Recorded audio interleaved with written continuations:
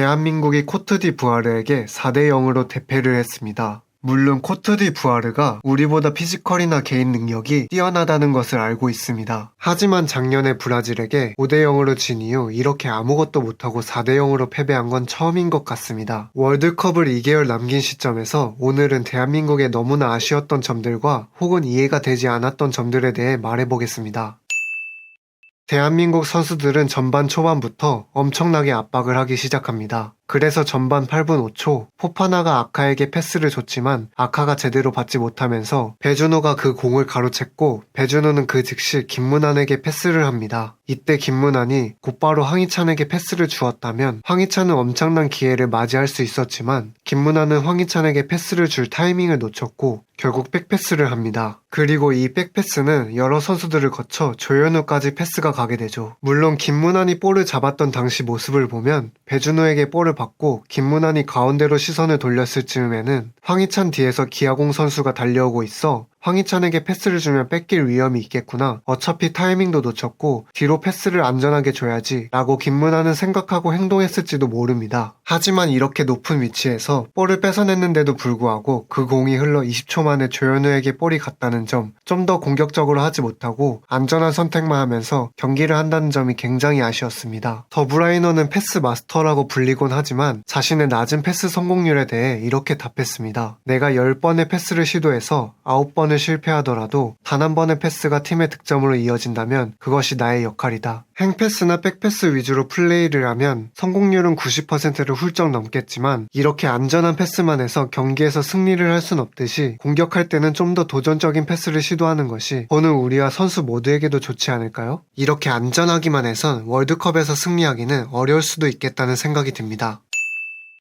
물론 이 경기가 친선 경기여서 크게 저도 상관이 없습니다. 하지만 월드컵이 2개월 남은 시점에서 이 경기에서의 경기력이 얼마나 중요한지는 누구나 다 알고 있을 것이고 그 누구보다 선수들 본인들이 잘 알고 있을 것입니다. 하지만 이렇게 크게 지고 있음에도 불구하고 우리나라 특유의 간절함, 이악 물고 대가리 받고 뛰는 모습들 등 이 경기를 이겨보자는 그런 마음이 부족하다는 것을 느꼈습니다. 물론 월드컵을 2개월 남긴 시점에서 다치지 않게 차야 한다는 것도 잘 알고 있습니다. 하지만 무조건 이겨야 한다는 그 간절함이 없었던 것 같습니다. 이것은 저만 느낀 것은 아닙니다. 이천수님은 이 경기를 보고 이렇게 말했습니다. 만약에 4대 0이나 이렇게 나면은 나는 누구 하나라도 좀 진짜로 내 그거면 진짜 난 모르겠어. 나는 그냥 진짜 뭐 그 화가 나갖고 그 내가 뛰고 있을 때도 화가 나갖고 막 그랬을 것 같은데 실제 누구 한 명이라도 막 미친놈처럼 뛰어다니는 친구들도 없고 그 부분이 조금 이해가 안 되는 부분이 나이가 자체가 많아. 그래서 조금 반성이 필요한 경기라고 나는 보고. 아마 저와 이천수님 말고도 많은 분들이 저처럼 느끼셨을 겁니다. 이렇게 월드컵이 얼마 안 남은 시점에서의 경기에서도 이렇게 행동하는데 과연 월드컵에서 제 기량을 발휘할 수가 있을까요? 전 아니라고 생각합니다. 대한민국 축구 국가대표 선수들은 가슴에 태극마크를 보면서 정말 누군가는 간절하게 되고 싶어도 되지 못하는 국가대표가 됐다는 점을 꼭 다시 한번 생각해 보시면 좋을 것 같습니다.